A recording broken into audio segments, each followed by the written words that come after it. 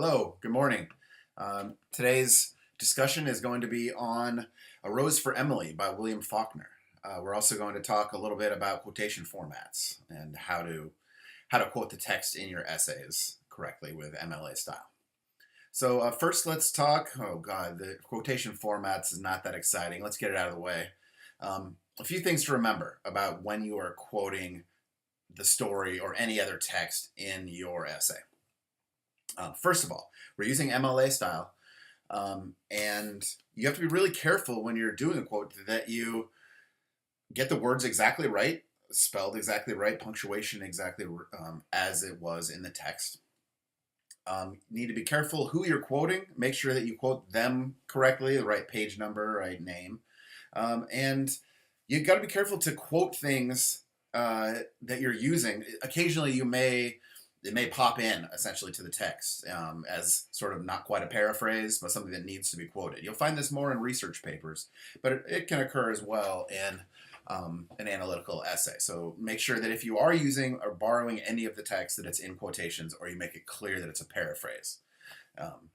Would be something like Faulkner's argues that, and then you sort of paraphrase him rather than quoting. That's where you're safe if you're paraphrasing or quoting. Now, a few things about quotations. They should all be complete sentences. Now, even if, let's say, you're quoting one word, and you have quotation marks around the one word, that should still be in the middle of a complete sentence. So just because you have a quotation, just because you're using attribution, like he writes, doesn't absolve you from having to write it in a complete sentence. So that's probably the crucial thing to remember when you're doing a quotation. It follows the same rules as other sentences. Okay. Also in MLA, your punctuation should come, well, basically you'll have a quote inside the quotation marks. Then you'll have a parenthetical page number, a parentheses with a page number inside as to where it came from. That should correspond to if we had a works cited page, which you don't need for this, but the book would correspond to that name on your works cited page. In this case, I know what book you're getting it from, so you don't need a works cited page, just a page number on there. After the page number, after the parenthetical page number citation, that's when the punctuation comes, the period, the comma, perhaps to continue the sentence. Now, there's one little exception to this. If you have a question mark or an exclamation point that is in the text already and you want to use it to end your sentence, you can keep that inside the quotation marks. Otherwise, the punctuation comes at the end after the parenthetical page citation. A couple other notes on quotes. Long quotes, if they're 4+ lines, break them out. That means give them a second margin, a double margin. You don't have to do extra spaces on the front and end, just a double margin with the page number in parentheses at the end. This does not need quotation marks. It does, however, need some direct textual interrogation afterwards. If you've got a long quote, then you've got to go back and really tear it apart, deconstruct it. Interrogate that quote all the way through. Don't just sort of gloss over it and move on. Because remember, a big part of this is following up your quote with that direct textual analysis that refers back to the quote, to certain words in it, to punctuation even, to how it's stated, to what themes are expressed in it. Finally, don't start or end your paragraphs with a quotation. You should start a paragraph with some kind of topic signal and end it with insight derived from your textual analysis of that quotation. If you sort of leave them there freelancing, you're saying to the reader, you figure out what it means. What the reader's saying, I want to know what you think it means. So give them that insight at the end of a paragraph and don't start or end with a quotation. Okay, I think we got through the boring part. Let's get to the fun part. William Faulkner. Many of you all know his name, I would assume. Hopefully you've read something by him along the way. If you're from the South, it's sort of part of the curriculum, I think. He's a Nobel Prize winner. He's the South's greatest living writer. To me, or not living, he's dead. He's the South's greatest writer, in my opinion. In fact, I think he may be America's greatest writer of all time. 4 main novels to consider, and if you read them, well, read them twice. This is high modernism, as in more perspectives coming in, more ambiguity, a little tougher, more reader response required in order to make sense of it all. The novels to look for are The Sound and the Fury, As They Lay Dying, Light in August, and Absalom, Absalom. Those are, I would say, his 4 greatest, though. he wrote something like 15.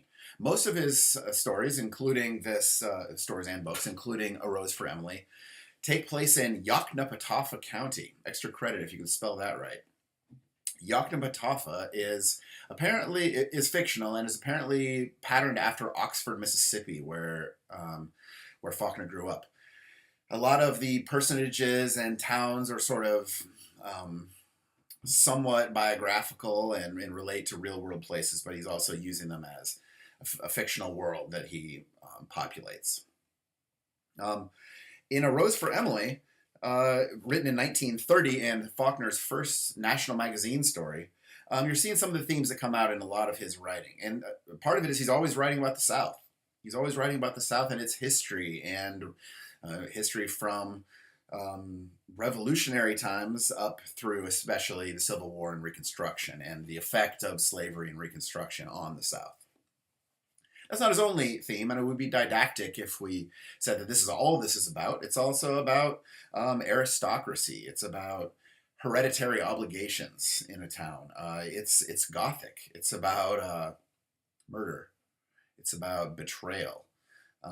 It's about sexuality. And of course, race. You're never going to escape race, but we're not going to reduce the whole thing to race either. Now, Emily Grierson is the only surviving or only daughter of a great old member of the town who was a soldier and one of its sort of pillars of society.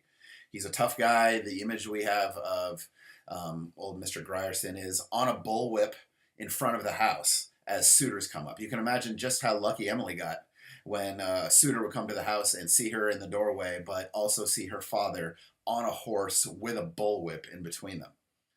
Say like, maybe we'll find someone else to woo.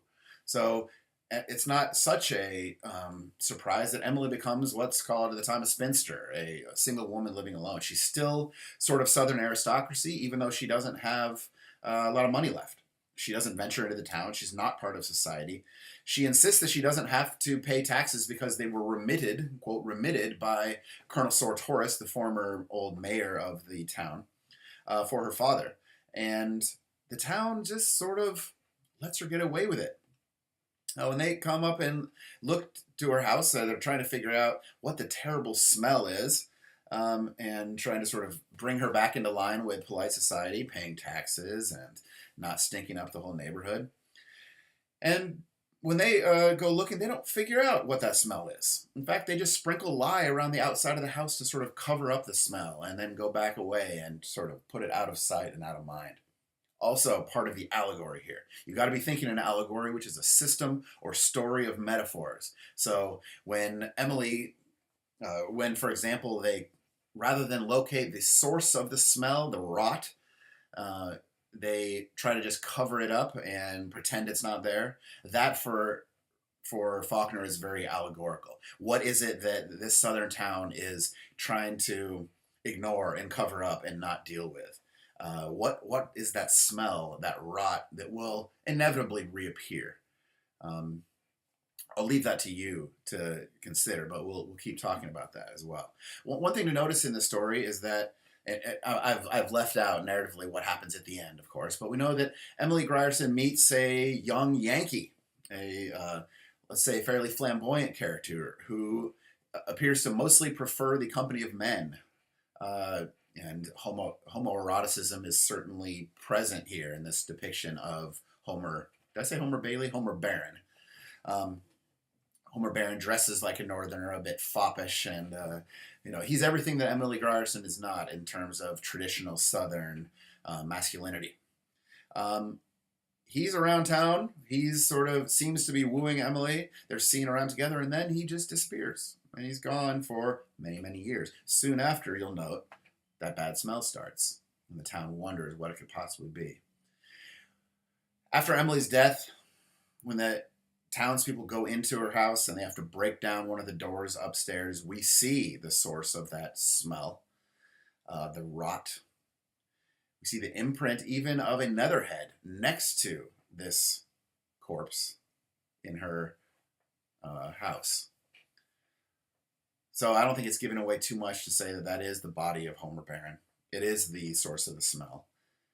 Emily Grierson has been living with this rotting corpse for 30 years, almost as man and wife, uh, as because her iron gray hair is there on the pillow with Barron's corpse. Note also that Homer Barron's corpse has rotted, as it's been ignored for all these years, it's now rotted down into the furniture and even floorboards. It has polluted and corrupted this house right down to the foundations. Again, part of obviously uh, Faulkner's allegory here for what he's seeing as the rot in the South and the reasons it continues to rot right down to its foundations. As at the point this is written in 1930, well before the Civil Rights era, we're in Jim Crow still. So big themes here, and big themes about the South and about adapting, recovering, evolving, changing. But also, there's something else strange here. Did you notice what is the narrative point of view here?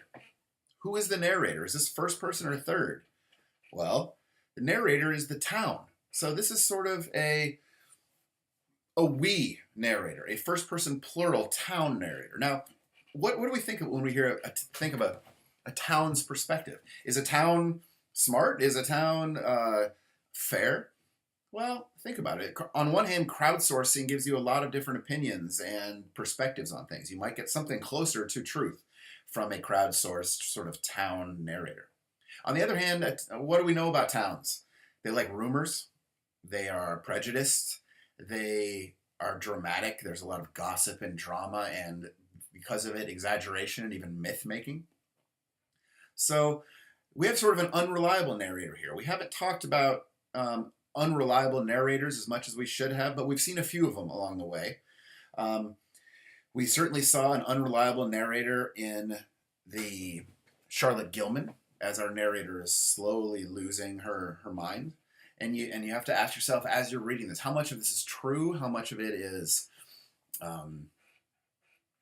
some sort of what's the word I'm seeking here?